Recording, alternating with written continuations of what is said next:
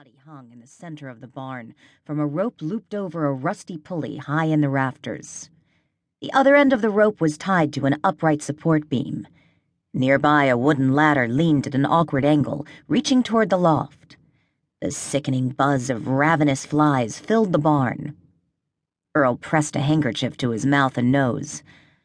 "Nothing for us to do here." He shot a glance at Zoe. "Or at least nothing for me, Miss Deputy Coroner. I'm going to radio it in and request the cops." Zoe gave a nod.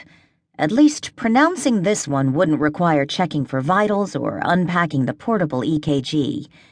There was no question he was dead. That much was obvious. Now the questions were how long and, the big ones, cause and manner. The sight of a body hanging in that barn did nothing to quash the apprehension she'd been experiencing since she'd first heard the address. She'd grown up hearing stories about this place, and about another hanging.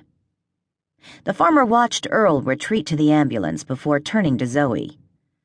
"Where's he going? What did he mean about requesting the cops? The old man's dead. Cut him down and get him out of here so I can unload this hay."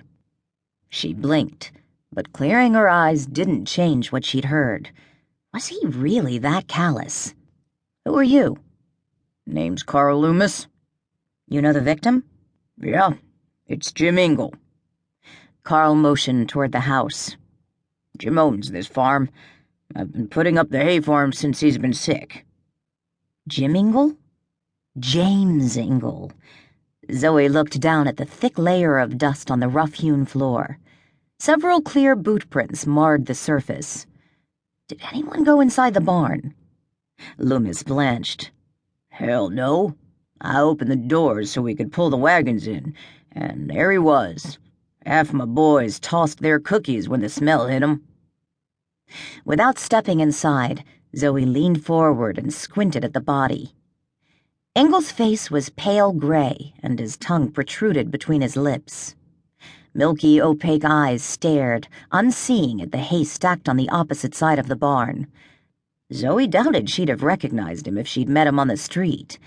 But that name, she knew the name. She'd seen enough. The stench and the buzz of the flies drove her farther outside, gasping for air. The farmer was eyeing the sky. The ominous dark clouds had all but obliterated the blue. A breeze kicked up, hissing through the maple trees surrounding the house. "So, how about getting him down and out of here? I really need to get moving if I want to keep this here hay dry." "I'm afraid we can't just cut him down." Loomis leaned closer until the odor of tobacco smoke on his breath made her wince. "Why not? I know it stinks, but—" "Not because of the smell. This is a crime scene. The police will need to investigate." "Crime scene?" He laughed. "This ain't no crime scene. Jim's been threatening to end it all for weeks. Hell, months.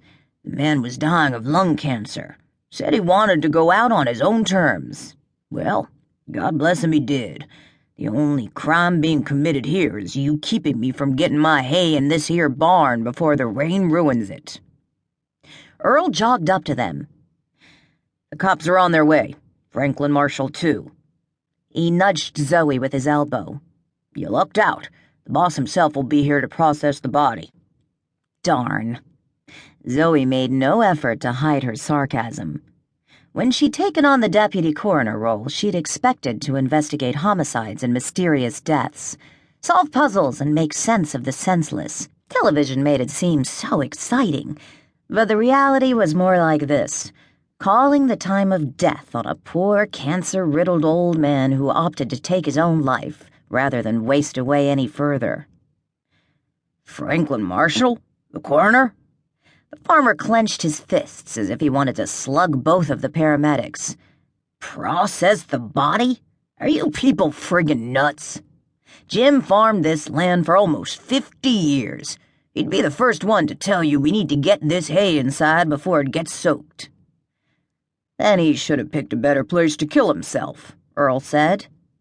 The farmer's eyes bulged, and Zoe feared he might take a swing at her partner. She placed a hand on Earl's arm and was about to suggest he cool it when she spotted an SUV with emergency lights flashing.